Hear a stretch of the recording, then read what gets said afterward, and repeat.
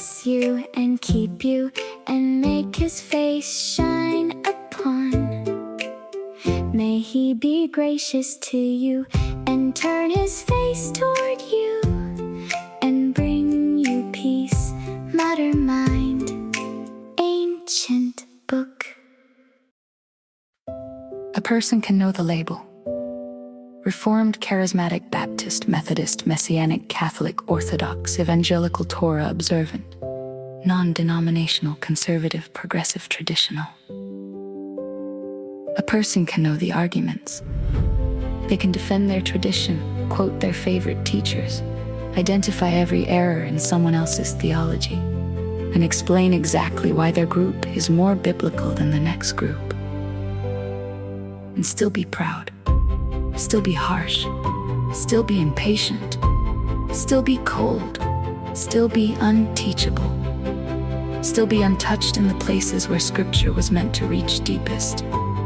Labels can describe you, but they cannot restore you.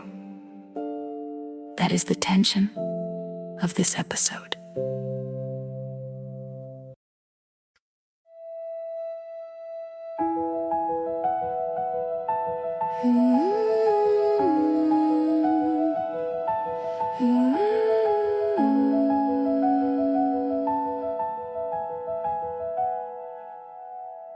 We are not attacking doctrine.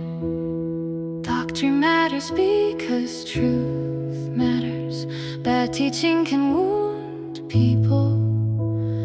False teaching can distort the gospel. Confusion about God's sin, covenant grace, Israel, the church, the cross, and resurrection is not harmless. And we are not attacking the church. The church is not a disposable religious institution. The church is Christ's body, his people, his household, his visible witness in the world. But Scripture will not let us hide behind correct words while our hearts remain unchanged.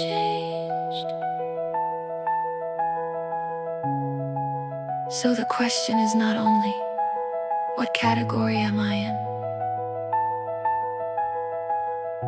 The deeper question is this: am I using categories to prove I am right? Or am I being restored into the image of God through Jesus? That question is uncomfortable. It should be. Because Scripture does not merely ask whether we can name our position. Scripture asks what kind of human being we are becoming.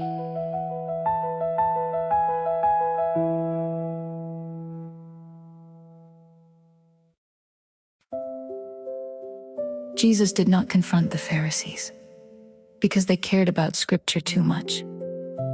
He confronted them because they used holy things while neglecting the weightier matters: justice, mercy, and faithfulness. Paul did not rebuke the Corinthians because doctrine was unnecessary. He rebuked them because spiritual language without love becomes noise. James did not tell believers to abandon truth. He told them not to deceive themselves by hearing the word without doing it. John did not say love replaces truth. He said anyone who claims to know God while hating his brother is walking in darkness. So clarity is good. Doctrine is good. Church belonging is good. But none of these were given to protect the old self from repentance. They were given to bring us into truth, into worship, into obedience, into love. into restored humanity before God. Before Scripture asks which label we carry, it shows us what humanity was created to be.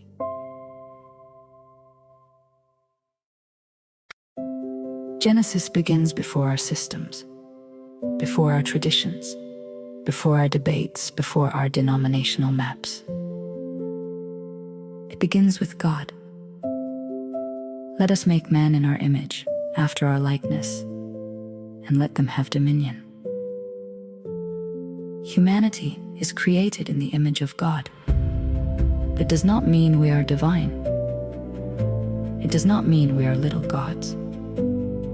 It does not mean restoration is a motivational project where we improve ourselves until we feel whole. To be made in God's image is to be created as God's representative within creation, under God's authority, bearing dignity, vocation, responsibility, and relationship. Genesis 1 gives humanity delegated rule. Genesis 2 places the human in the garden to work it and keep it. The Hebrew words often discussed here are helpful if we use them carefully.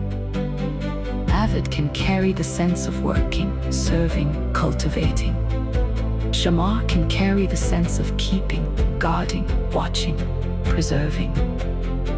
The human being is not placed in creation as an owner without accountability. He is placed there under God, receiving life from God, listening to God, serving within God's world, guarding what God entrusts.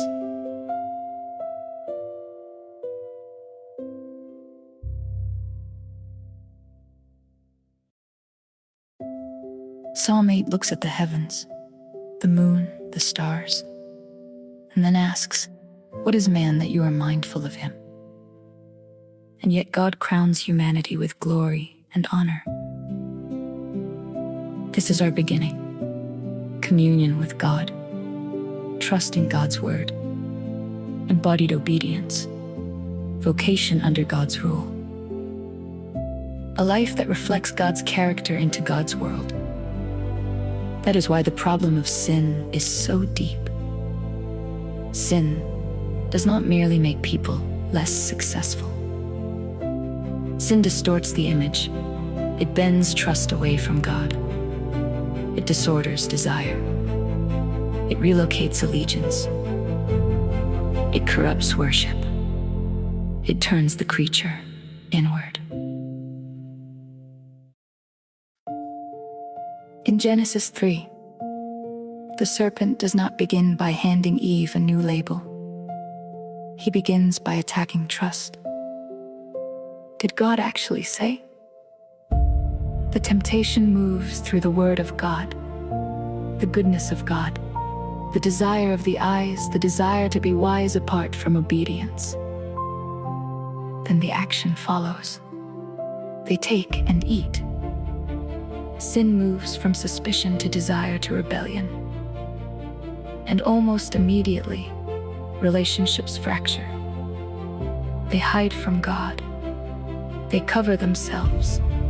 They blame one another. The man blames the woman. The woman blames the serpent. Communion becomes fear. Vocation becomes toil. Fruitfulness becomes pain.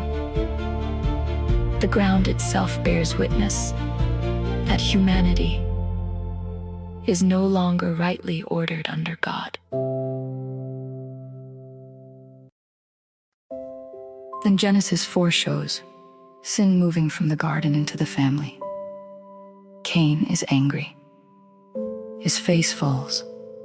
God warns him. Sin is crouching at the door. Its desire is toward him, and he must rule over it. This is not a small picture. Desire has become dangerous. Sin is pictured like a beast waiting at the threshold. Cain is not told to rename it. He is not told to justify it. He is not told to build an identity around it. He is called to rule over it. But Cain does not listen. He kills his brother. By Genesis 11, humanity is building Babel, trying to make a name for itself, gathering upward in pride instead of spreading outward in obedience. This is what sin does. It bends human beings away from God and then teaches them to decorate the rebellion.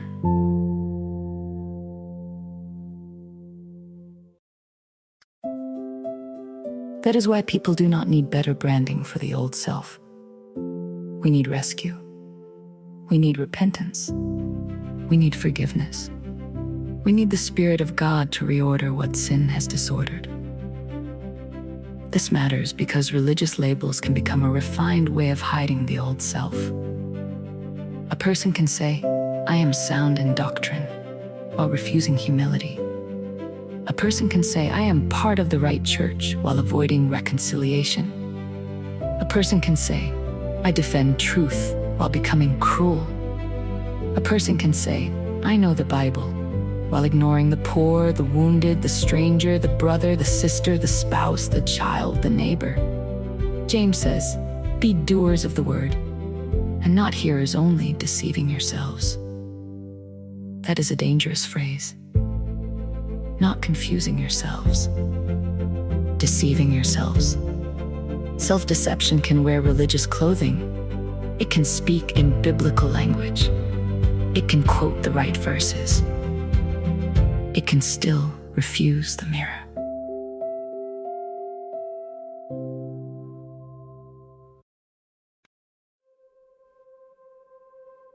James says pure and undefiled religion before God includes care for the vulnerable and keeping oneself unstained from the world. Then James presses harder. Faith without works is dead. Not because works earn salvation, but because living faith bears visible fruit. Paul says something similar in Galatians 5. The works of the flesh are evident: sexual immorality, impurity, idolatry, strife, jealousy, fits of anger, rivalries, dissensions, divisions, envy, and things like these. Notice how many of those can survive inside religious spaces. Strife can sound like discernment. Jealousy can sound like conviction. Rivalry can sound like defending the truth. Divisions can sound like purity. But the fruit of the Spirit is love, joy, peace, patience, kindness, goodness, faithfulness, self-control.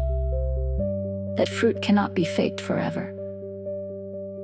A label can be adopted quickly. Fruit grows through life with God.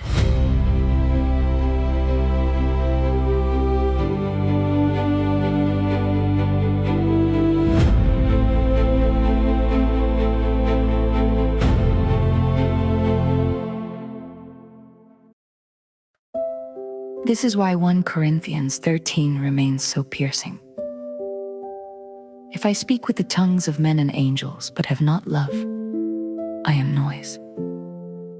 If I understand mysteries and have knowledge, but have not love, I am nothing. If I give away all I have, but have not love, I gain nothing. Paul is not lowering truth. He is showing what truth is meant to produce in a person surrendered to God. The biblical question is not, can I win the argument? The biblical question is, am I being formed into love, holiness, truth, and obedience before God? Now, Scripture is honest. Even God's people fail. Kings fail. Priests fail. Nations fail. Families fail. Movements fail. But God preserves faithfulness by mercy.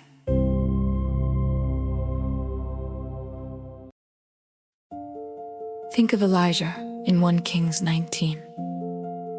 Elijah believes he is alone. He has stood against idolatry. He has seen fire fall. He has fled into the wilderness. He is exhausted, afraid, and convinced that faithfulness has collapsed. But God tells him there are 7,000 in Israel who have not bowed the knee to Baal. That remnant is not proof that Elijah's private group is superior. It is proof that God preserves witnesses by mercy. Paul returns to this in Romans 11. God has not rejected his people. There is a remnant chosen by grace. Grace is the point, not spiritual arrogance, not elitism, not our group alone is pure. Grace. The remnant exists because God keeps covenant when people fail.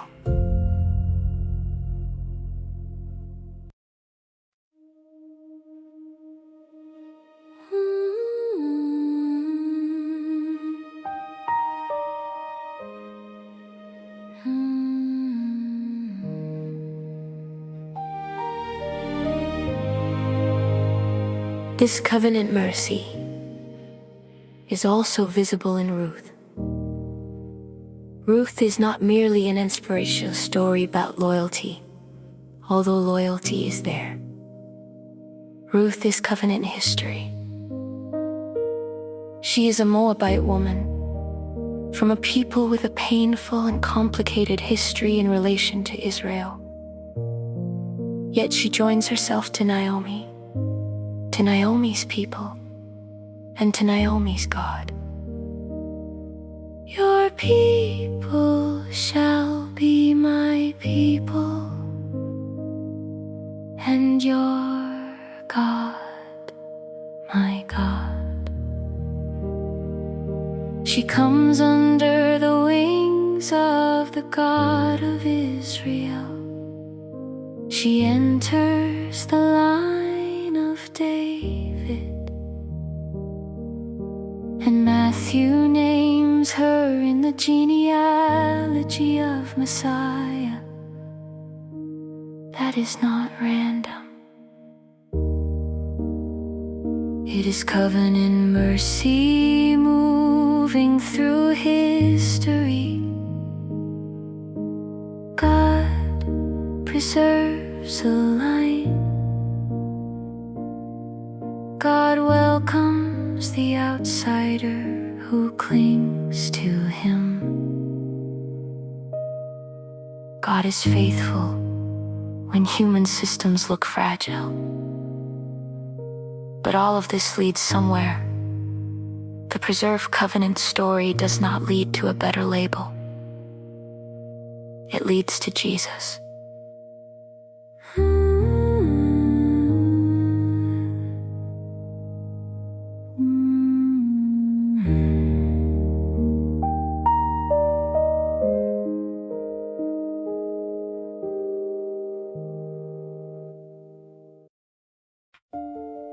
We must be clear here. Jesus is not merely a moral example. He is not merely a wise teacher. He is not merely a Jewish sage who said beautiful things. He is Rabbi and Lord. He teaches with authority. In Matthew 7, the crowds are astonished because he does not teach like the scribes. He teaches as one who has authority. He forgives sins. In Mark 2, a paralyzed man is lowered through the roof. Jesus says, "Son, your sins are forgiven." The scribes understand the weight of that claim. Who can forgive sins but God alone?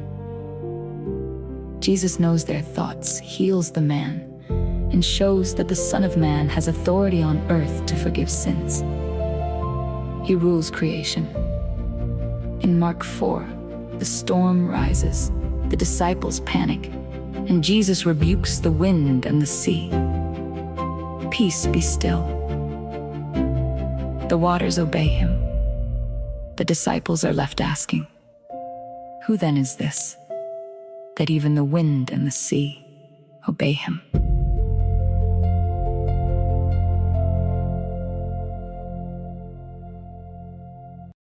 He washes feet. In John 13, the Lord and teacher kneels before his disciples. He takes the servant's place. He cleans what is dirty. He shows authority expressed through humble love. He goes to the cross. Philippians 2 says he humbled himself by becoming obedient to the point of death, even death on a cross. Then God highly exalted him. The crucified one is the risen Lord. Colossians 1 says he is the image of the invisible God. All things were created through him, and for him. He is before all things. In him all things hold together. And through the blood of his cross, God reconciles all things to himself. So when we say Jesus restores humanity, we do not mean he gives us a better self-image. We mean he rescues sinners, forgives sin, defeats death, reconciles us to God, fills his people with the Spirit, and teaches us to walk as restored human beings under his lordship. He is the true image. He is the faithful Son. He is the obedient Adam. He is the Messiah of Israel. He is the King over the nations. He is the Rabbi who teaches the way. And he is close enough to correct us. That may be the question many of us avoid. We want Jesus close enough to affirm our group, close enough to support our argument, close enough to defend our position. But are we close enough to be corrected? Close enough for him to confront our pride? Close enough for him to expose our anger? Close enough for him to reorder our desire? Close enough for him to teach us how to love the person we would rather defeat? To follow Rabbi Jesus is not to carry his name while refusing his way. Why do you call me Lord, Lord, and not do what I tell you? That question still stands. And restoration in Jesus is not only individual, it is covenantal. It is corporate. It creates a people. Ephesians 2 says Gentiles were once separated from Christ, alienated from the commonwealth of Israel, strangers to the covenants of promise, without hope and without God in the world. But now, in Messiah Jesus, those who were far off have been brought near by his blood. Not by replacing Israel, not by erasing Israel, not by bypassing Israel, by the blood of Israel's Messiah. Paul says Jesus has made peace. He has created one new humanity. He has reconciled both Jew and Gentile to God in one body through the cross. This is not generic unity. This is covenant fulfillment. Jeremiah 31 promises a new covenant with the house of Israel and the house of Judah. At the Last Supper, Jesus takes the cup and speaks of the new covenant in his blood. Gentiles are brought near through him.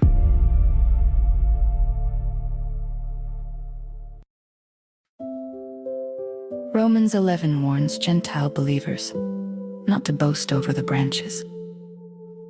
The wild olive shoot does not support the root. The root supports the wild olive shoot that should produce humility. The one new man is not the erasure of Jewishness or Gentileness. It is reconciliation to God and to one another in Messiah. Jews and Gentiles brought near in one body. Different stories. One Lord, different backgrounds. One Messiah, different callings. One Spirit. This matters because restored humanity must be visible. The church is not an optional accessory to private spirituality. The church is Christ's body.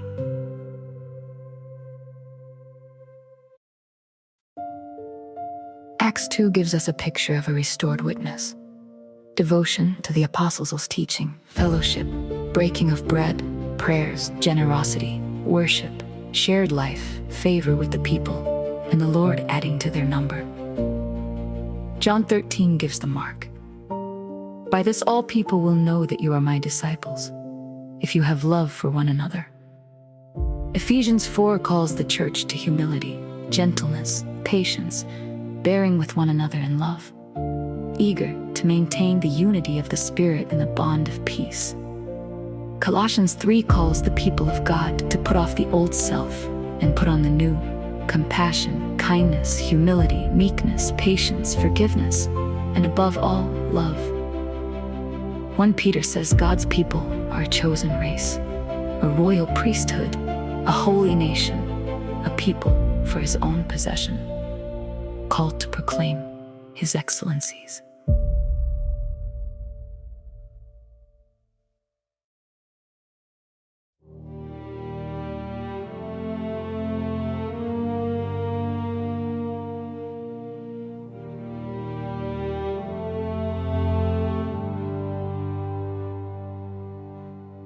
So the church is not the problem. Untransformed religious identity is the problem. A church label cannot restore you. A theological label cannot restore you.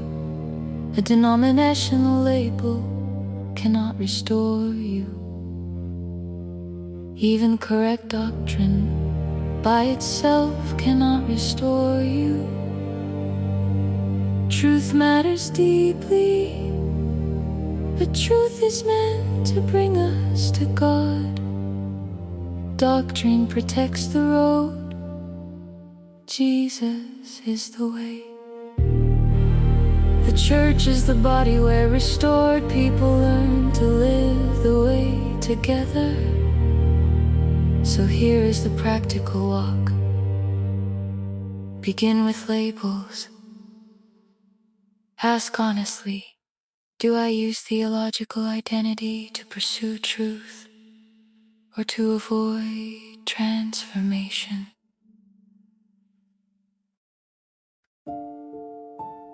Some people need labels because they are trying to be clear that can be good.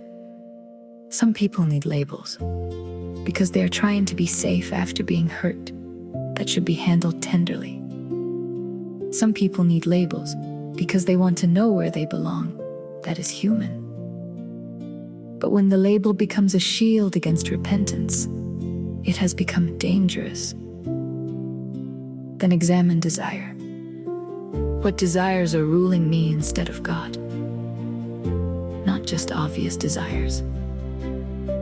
Religious desires too.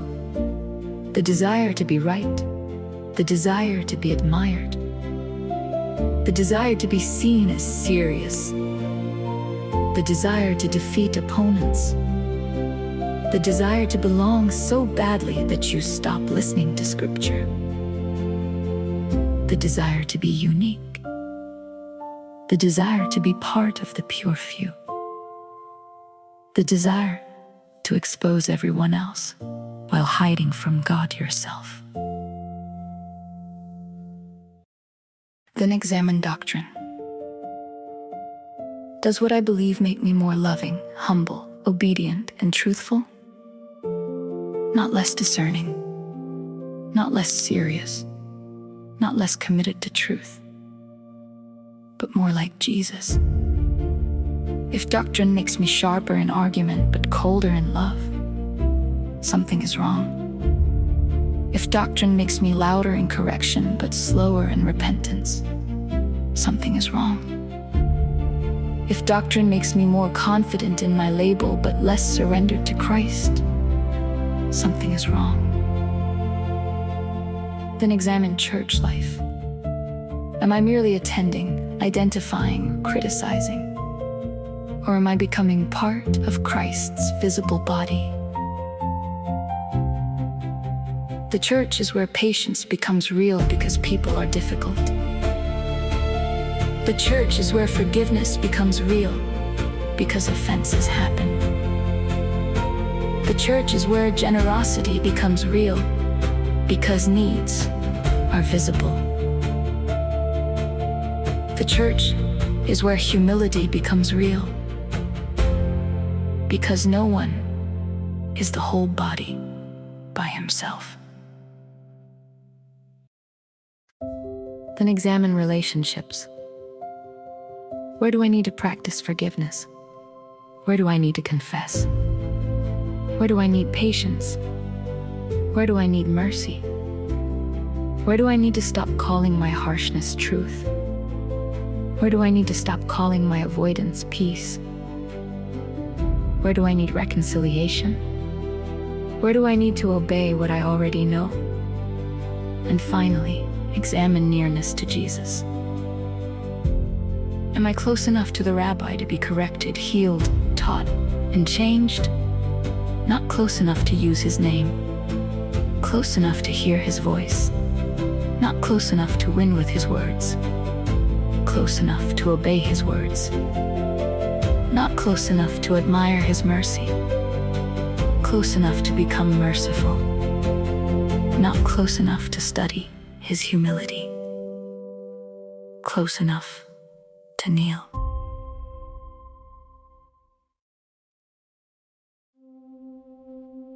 This is where modern mind, ancient book, keeps returning.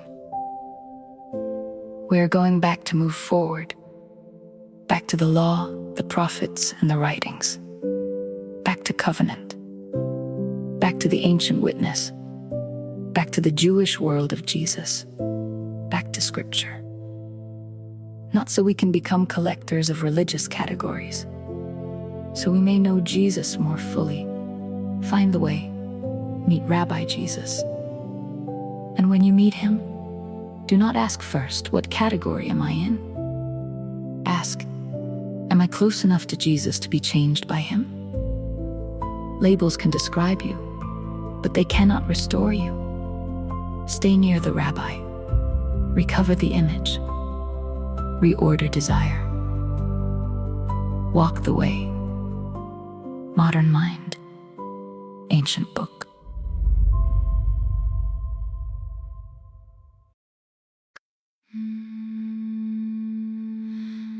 May the Lord bless you and keep you and make his face shine upon. May he be gracious to